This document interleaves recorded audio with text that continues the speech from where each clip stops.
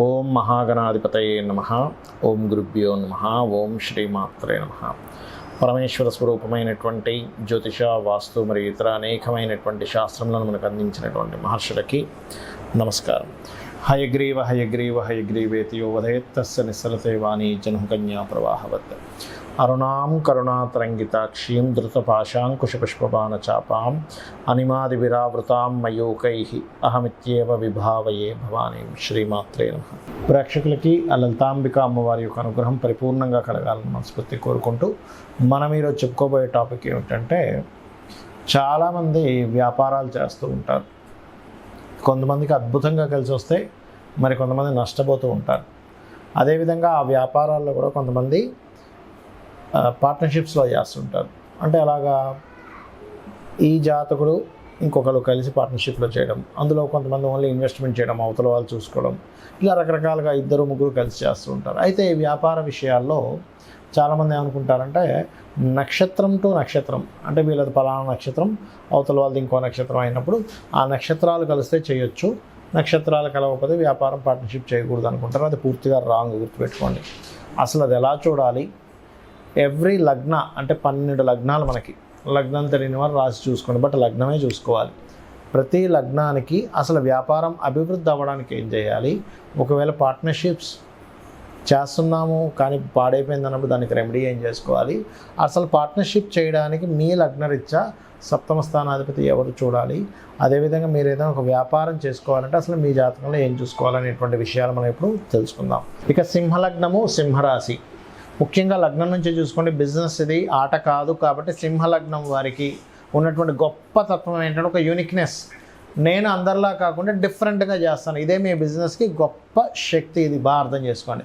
అయితే ఇక్కడ మనము ఒక బిజినెస్ ప్రారంభించాలంటే ఎప్పుడైనా 3, 7, 11 లాట్స్ బాగుండాలి, సెకండ్ లాట్ కూడా బాగుండాలి, ఫిఫ్త్ లాట్ కూడా బాగుండాలి. That is different case. But first అసలు ఒకటి ప్రారంభించాలంటే 3వ అధిపతి బాగుండాలి. 3వ అధిపతి ప్రారంభానికి కారకుడు. ఒక కృషి, కష్టము, నేను ప్రారంభించాను, నేను జయించాను, నేను ఎలాగైనా సరే సాధించాను అనడానికి 3వ స్థానాన్ని చూసుకుంటాం. కాబట్టి స్టార్టింగ్ పాయింట్ ఈజ్, అందుకే అంటుంటారు నువ్వు అసలు ప్రారంభించి చూడు అంటూ ఉంటారు. బికాజ్ ఆఫ్ థర్డ్ లార్డ్ మీకు శుక్రుడు అవుతాడు. మీ శుక్రుడు పాడయ్యాడు, శుక్రుడు పాపగ్రహాలతో ఉన్నాడు, ప్రారంభించలేకపోతుంటారు. మీరు అప్పుడు ఏం చేయాలి? అమ్మవారి ఆరాధన చేయాలి, అప్పుడు మీరు ప్రారంభించగలుగుతారు. నెక్స్ట్ స్టెప్ ఏమిటి? శుక్రుడు తర్వాత సప్తమాధిపతి శని. ఇక్కడ మనం ఒక జాగ్రత్త తీసుకోవాలి.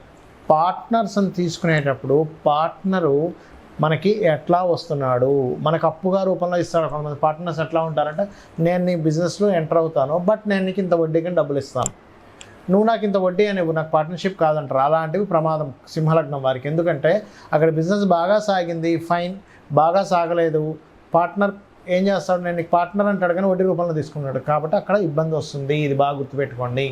అలాగే సింహలగ్నం వారు వ్యాపారాలు చేసేటప్పుడు పార్ట్నర్స్ ఏమవుతారంటే సగంలో విత్డ్రాల్ అవుతూ ఉంటారు. ఎందుకంటే 7 and 6th లార్డ్షిప్ వస్తుంది కాబట్టి.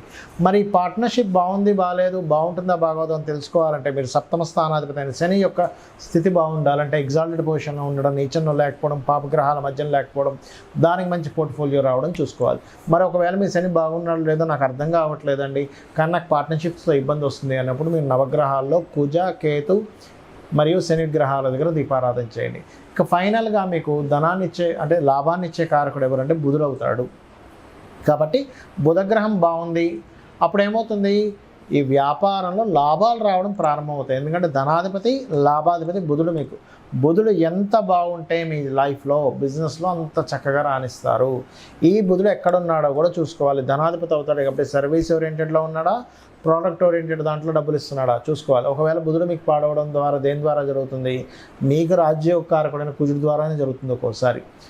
అంటే కుజుడు పాడే బుధుడిని పాడు చేస్తాడు. అంటే ఏంటి, అనాలోచితంగా పెద్ద మొత్తంలో డబ్బులు పెట్టి ఇబ్బంది అవుతూ ఉంటుంది. కాబట్టి బుధుడు బాగుంటే బిజినెస్లో లాభం.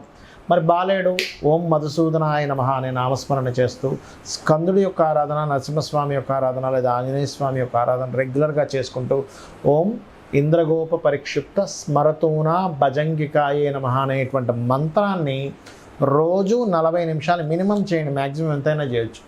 మీ యొక్క ఒకటే గుర్తుపెట్టుకోండి, ఏదైనా బిజినెస్ చేయాలంటే కస్టమరే దేవుడు అనేటువంటి భావనతో మీరు కంప్లీట్గా ఉండాలి. ఏదో నోటితో మాటతో చెప్పడం కాదు, మీ లోపల ఆ యొక్క ఆలోచన పరిపూర్ణంగా ఇంజెక్ట్ అయి ఉండాలి. అప్పుడు మీకు ఖచ్చితంగా సక్సెస్ వస్తుంది. అసలు ఒక వ్యాపారం కలిసి రావాలి అంటే స్టెప్ బై స్టెప్ నేను మీకు కొన్ని విషయాలు చెప్తాను. అంటే నేను చూసిన అనేక వందల వేల జాతకాలు, అనేక మందితో మాట్లాడి అనేక వ్యాపార సంబంధించిన అనుభవాలతో చెప్తున్నటువంటి అంశం గుర్తుపెట్టుకోండి. పాయింట్ నెంబర్ 1, మీకు ఇంట్రెస్ట్ ఉన్న వ్యాపారం చేయాలని రూల్ లేదు. మీకు అనుభవం ఉన్న వ్యాపారం చేయాలి. ఎప్పుడైనా గుర్తుపెట్టుకోండి.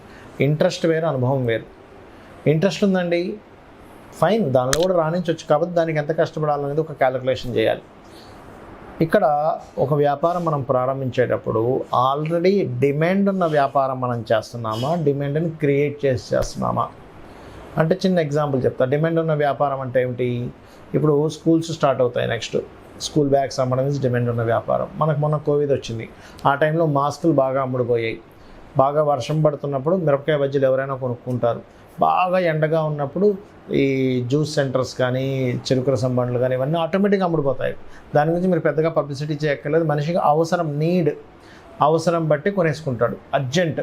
ఇప్పుడు బాగా సిటీలో ఆ మధ్య ఒకసారి చూడండి, కోవిడ్ వచ్చినప్పుడు వ్యాక్సిన్స్ సంబంధించినవి, సమ్ ట్యాబ్లెట్స్ సంబంధించినవి అవి బ్లాక్లో కూడా అమ్మారు. అంటే ఏమిటి? డిమాండ్ ఉన్న వ్యాపారం చేసేటప్పుడు డిమాండ్ ఏది ఉందో దాన్ని తెలుసుకుని వ్యాపారం చేయడం ఒకటి. రెండవది డిమాండ్ని క్రియేట్ చేయడం. అంటే ఒక వ్యక్తి ఒక వస్తువును ఒక రకంగా అమ్ముతున్నప్పుడు దాన్ని ఇంకా బాగా తయారు చేసి వేరే వాళ్ళకంటే నాది బాగుందని చూపించుకొని మార్కెట్లోకి వెళ్ళి అమ్మడం. ఈ రెండిట్లో మీరు దేన్ని బాగా చేయగలరు అనేది ఒకసారి ఆలోచించగలగాలి. ఇది పాయింట్ నెంబర్ 1. రెండవది, మీకు ధనం ఇచ్చేటువంటి కారకుడు నిజంగానే మీ జన్మజాతకంలో వ్యాపార యోగాలు ఉన్నాయా లేవా అనేది ఫస్ట్ చెక్ చేసుకోండి. అంటే వ్యాపార యోగం ఉంటేనే వ్యాపారంలో దిగాలి. వ్యాపార యోగం లేకపోతే వ్యాపారాల్లో దిగడం వల్ల నష్టపోవడం తప్పితే ఏమీ ఉండదు అక్కడ. దీన్ని ఎలా చూస్తారు అంటే బుధగ్రహం ఎలా ఉంది ఈజ్ మోస్ట్ ఇంపార్టెంట్. లాభాధిపతి ఎలా ఉన్నాడు, ధనాధిపతి ఎలా ఉన్నాడు. నిజంగానే బుధుడు రాసులకి లేదా ఈ యొక్క వ్యాపార కారకుడితో సంబంధం ఉందా, స్వేచ్ఛాయోగం ఉందా, అంటే శనికేతువులు ఎలా ఉన్నారు, శని రాహువులు ఎలా ఉన్నారు ఈజ్ మోస్ట్ ఇంపార్టెంట్. ఇక్కడ ఏదైనా ఒక వ్యాపారం సరే మీకు కలిసి వస్తున్న వ్యాపారం తెలిసింది. అందులో ఏంటి, అది సర్వీస్ ఓరియంటెడా, ప్రోడక్ట్ ఓరియంటెడా తెలుసుకోవాలి. సర్వీస్ ఓరియంటెడ్ అయితే సర్వీసెస్ చేయడమే. అంటే లైక్ ఏదైనా ఇప్పుడు స్కూల్స్ ఉన్నాయి, సర్వీసెస్, అది ప్రోడక్ట్ కాదు. రియల్ ఎస్టేట్ సర్వీసెస్ అంటే మీరు మధ్యలో ఉండి మధ్యవర్తిగా ఎవరికైనా అమ్మిస్తున్నారు, కొనిపిస్తున్నారు, దట్ ఈజ్ సర్వీస్. అట్లా సర్వీసెస్ చేసేవి. డాక్టర్ ఉన్నాడు, సర్వీస్. ఆస్ట్రాలజర్ సర్వీస్, వాస్తు కన్సల్టెంట్ సర్వీస్, లేదా ఒక జాబ్స్ పెట్టించే కన్సల్టెన్సీ పెట్టుకుంటారు, అదొక సర్వీస్ అన్నమాట. అదేవిధంగా ఏదైనా ఒక రెంటల్స్కి ఇస్తున్నాము. ఇప్పుడు షామియా మనకి ఇవి ఉంటాయి, ఏది ఒక వంట సామాన్లు కానీ లేకపోతే పెళ్లి సామాన్లు కానీ రెంట్లకి ఇస్తుంటారు. నువ్వు ఎనీథింగ్ నువ్వు ఒక రెంట్కి ఇచ్చి మళ్ళీ ఆ రెంట్ మీద తీసుకునేది కూడా సర్వీసెస్ కిందకే వస్తాయి. అంటే నువ్వు అక్కడేమీ ప్రత్యేకంగా నువ్వేమీ అమ్మట్లేదు, నువ్వు ఒక సర్వీస్ చేస్తున్నావు. నీకు సర్వీస్ ఉందా, బిజినెస్, లేకపోతే ప్రోడక్ట్ ఉందా ఈజ్ మోస్ట్ ఇంపార్టెంట్. ఇవన్నీ ఒక ఎత్తు అయితే ఏ బిజినెస్ అయినా సరే దానికంటూ ఒక లెక్క ఉంటుంది. చాలామంది తెలియని విషయం ఏంటంటే బిజినెస్ పెడతారు, నెల రోజులు చూస్తారు, 2 నెలలు చూస్తారు, అమ్మో మన వల్ల కాదు, ఇది తీసేయాల్సిందే అని ఇమ్మీడియట్లీ తీసేస్తారు. ఒక మొక్క మనం నాటినప్పుడు, ఒక విత్తనం వేసినప్పుడు ఆ విత్తనం చిగురించి పైకి రావడానికి దానికి ఒక టైం పడుతుంది. అది మొక్క అవ్వడానికి కొంత టైం పడుతుంది. దాని రక్షణను ఇవ్వాలి, దానికి ప్రొటెక్ట్ చేయాలి. ఆ మొక్కని ఏ మేకలో అవి ఇవి తినేయకుండా అది కొంచెం పెరగడానికి ఎరువులు వేయాలి. దానికి ఒక కొలమానం ఉంటుంది. 2-3 సంవత్సరాలు, 4 సంవత్సరాలు, 5 సంవత్సరాలు మనకు పండు వస్తుంది. ఆ క్యాలిక్యులేషన్ రిస్క్ తెలిసిన వాళ్ళు దాన్ని యాజ్ ఇట్ ఈజ్గా ఒక రైతుకి తెలుసు. అదే మనకు చిన్నపిల్లలు అనుకోండి, రోజు ఆ విత్తనం వేసిన దగ్గర తీసి ఇంకా మొక్క రావలేదు ఏంటని చూస్తూ ఉంటుంది, మొక్కే రాదు. సో ఈ క్యాలిక్యులేషన్ ఫస్ట్ ఆఫ్ ఆల్ మీరు తెలుసుకోగలగాలి. ఇంకోటి, అనుభవం ఉన్న బిజినెస్లు ఎందుకు అన్నానంటే, అనుభవం ఏం చేస్తుందంటే, ఇప్పుడు చూడండి ఒక చిన్న ఎగ్జాంపుల్ చెప్తాను మీకు. నేను ఒక బిజినెస్ ఉంది. ఏమిటి ఆ బిజినెస్ అంటే, చిన్న ఎగ్జాంపుల్ మీకు ఏం చెప్తాను, ఒక జ్యూస్ బిజినెసే ఉందనుకుందాం, లేకపోతే ఒక పాల వ్యాపారమే ఉందనుకుందాం. ఒక వ్యక్తి పాల వ్యాపారం, ఇద్దరు ఫ్రెండ్స్ పాల వ్యాపారం ప్రారంభించారు. ఒక వ్యక్తి ఏమో లక్షలు సంపాదిస్తున్నాడు, ఇంకో వ్యక్తి ఏమో అప్పులు పాలయ్యాడు. అదేంటారు, నువ్వు ఒక 50 గేదెలు తీసుకొచ్చావు, నేను 50 గేదెలు తీసుకొచ్చాను, బట్ మన ఇద్దరం ఎందుకు సక్సెస్ ఏం ఫెయిల్ అయ్యాం తీసుకుంటే, ఇతనికి అనుభవం ఉంది. ఎలాంటి అనుభవం ఉంది? సక్సెస్ అయిన వ్యక్తికి ఒక గేదెని చూసినప్పుడు, ఒక ఆవుని చూసినప్పుడు ఆ దాంట్లో సెన్సిటివ్ తెలిసిపోయేది, ఇది జబ్బులో పడబోతుంది అని. అదొకటి. రెండవది, ఇక్కడ ఇతను ఓన్లీ పాలతోనే వ్యాపారం చేశాడు, కానీ మిగతా వచ్చేటువంటి వాటితో కూడా ఈయన వ్యాపారం చేశాడు. ఏంటి, ఆవులు కూడా పెంచుకొని ఆవు యొక్క గోమూత్రం అమ్మడం, ఆ పిడకల్ని కూడా అమ్మడం, దాని ఎరువులు దానికి మార్చుకోవడానికి, వీటికి కూడా వ్యాపారం చేశాడు. అంటే ఏమిటి, ఒక వ్యాపారాన్ని ఎలా చేయాలి, ఆయనకు లాస్ వస్తుంది, నాకు లాభం వస్తుంది, వాట్ ఈస్ ద రీజన్. ఇట్లాగే చాలామంది బిజినెస్లో కూడా ఏం చేస్తారు, వాళ్ళకి అవసరం లేకపోయినా స్టాఫ్ని ఎక్కువ మంది పెట్టుకుంటారు. ఆ స్టాఫ్ ఎక్కువ మంది పెట్టుకుని వాళ్ళకి శాలరీస్, ఫస్ట్లో ఎంత స్టాఫ్ కావాలి, నేను ఎంత స్టాఫ్ని రిక్రూట్ చేసుకుంటున్నాను అనేటువంటి స్ట్రాటజీస్ తెలియకపోతే కూడా లాస్ వస్తుంది. రెంటల్స్, హెవీ రెంటల్స్ పెడతారు. సరే ఓకే, ఒక్కొక్క ఏరియాలో మంచి పాష్ ఏరియాస్లో హెవీ రెంటల్స్ ఉంటాయి, కానీ దాని తగ్గట్టుగా మనం ఎన్ని రోజులు భరించాలి, ఎన్ని రోజులు భరిస్తే దానికి ఎంత కష్టపడాలని ఒక స్ట్రాటజీ కనుక వేసుకోకపోతే మీరు బిజినెస్లో రాణించలేరు. ఫైనల్గా నేను చెప్పేది ఒకటే, ఎవరైనా బిజినెస్లో రాణించాలి, బాగా లాస్లో ఉన్నామన్నప్పుడు అమ్మవారి మంత్రం ఒకటి ఉంటుంది, అది చెప్తాను ఫైనల్గా. ఏంటది అంటే,